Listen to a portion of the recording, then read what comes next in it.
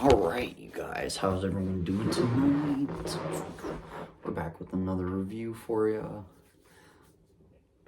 This time we're going to be reviewing the movie Imaginary. Where do I start with this? So Jeff Wadlow is a very strange director for Blumhouse, I guess, directing-wise, because the Blumhouse movies he's worked on have been my least favorite Blumhouse movies. If you go back to like Truth or Dare, and then after that was like Fantasy Island. He's not really always been my favorite director. And he's just, I feel like he's more of like an action director than a horror director, because like the movies he directs aren't usually particularly interesting or different. They're usually just kind of the same stereotypical formula that all other horror movies are. And so this one was interesting to see if that formula was going to be followed. Call it the Blumhouse formula now, because in most of their movies they have this formula they follow from the beginning to the end, which is the typical Blumhouse horror movie formula that they use for all their horror movies. And was interested to see if that was where they were going to go with it, and if we were going to get the Blumhouse formula, or if we were going to get something entirely intriguing and new, which this idea intrigued me. The idea of an imaginary friend kind of coming to life and being evil is something that I was really intrigued about when I heard about it. And so, like, I went into it with an open mind, being cautiously optimistic that this would be something that was good and different, and Jeff Wadlow maybe found a hit. To be honest, it is very middle of the road. Blumhouse is gonna just be what they're gonna be and do what they're gonna do, and this is what that felt like. It just felt like a middle of the road, typical format, typical formula Blumhouse horror movie. So in this movie, you have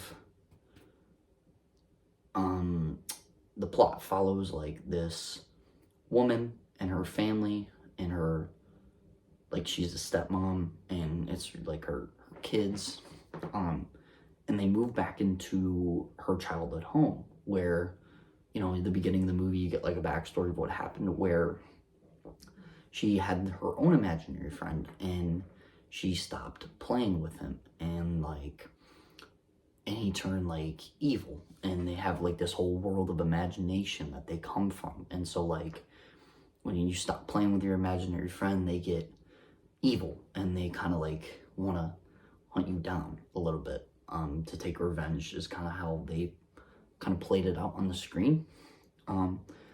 So like the basic premise of this movie is a really cool idea if it was executed well and right.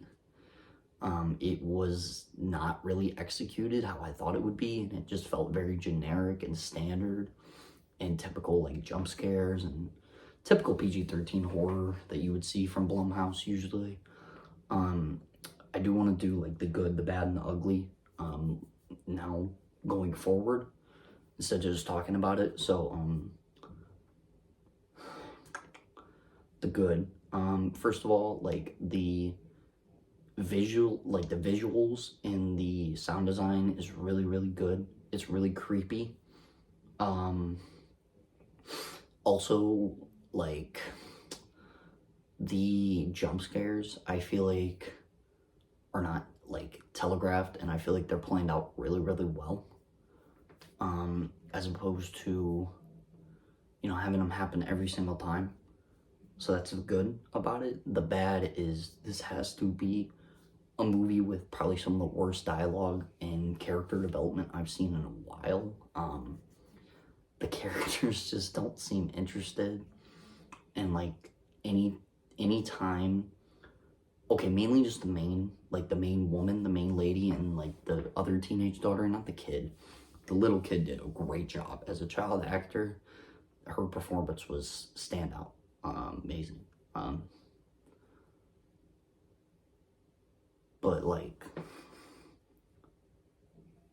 lady, and then, what's her name? Like, the main character and one of the side characters, like, she's just not genuine in her performance at all. Like, her emotions did not feel real. It just felt like she did not care what was going on and did not, like, emotionally have any reactions or character development to the situation going on around her. There's also this side character in here that is, like, kind of, I don't know. The side character I liked in certain aspects, so I'll put it in the good. And then, like, we'll go back to the bad. Another bad thing about this is, like I said, it's very generic, and you can see kind of like the plot twist and the end and the twist endings coming from a mile away. So that kind of ruined it, kind of took me out of it a little bit. And there's not, like, anything downright ugly about it. Another thing I'll add that was, like, kind of in the middle of the road for me was, like, the design of the imaginary friends. Because, like, this is PG-13, and so you kind of get a sense of, like, what a child would imagine it to look like. So, like, the bear, you know, it's got, like, a horrifying aspect to it, but at the same time, it's still kind of, like, kid-like. And then some of the other, like, imaginary friends, monsters and stuff are kind of, like, drawn through a kid's eyes. So, like, it's still kind of creepy, but at the same time, it's kind of more childish and goofy, I want to say. So, like, it kind of took me out that aspect of it. So, like, you would see what was on the screen, and you're supposed to be terrified, but, like, it was so, like, it was creepy, but it was more to me like you're looking through the eyes of a child, so it kind of looked kiddish, in a word. And so it kind of took me out of being scared of that moment and getting that genuine reaction out of me. But overall, this was just a pretty generic Blumhouse horror movie, which I thought it would be. I really had high hopes for it, but as soon as I saw Jeff Woodlow was behind it, I kind of knew what I was getting into. And so it really is disappointing that it was like that. I thought it'd be something different. But, like, I'm not going to say this is the worst thing I've seen from Jeff Woodlow and Blumhouse. I'd say this is probably middle of the road. Which they have, I feel like they have a lot of hits, but they also have misses. And, like, some misses are really, really horrible, but some misses you can put in, like, the middle category.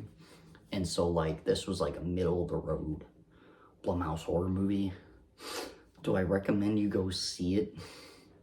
Honestly, for the concept alone, I think you should go see it, but just be prepared that it's not executed as well as you'd think it would be. I think there were some really cool ideas in here, so if they do a sequel, and if they can execute it better, I would be willing to see a sequel.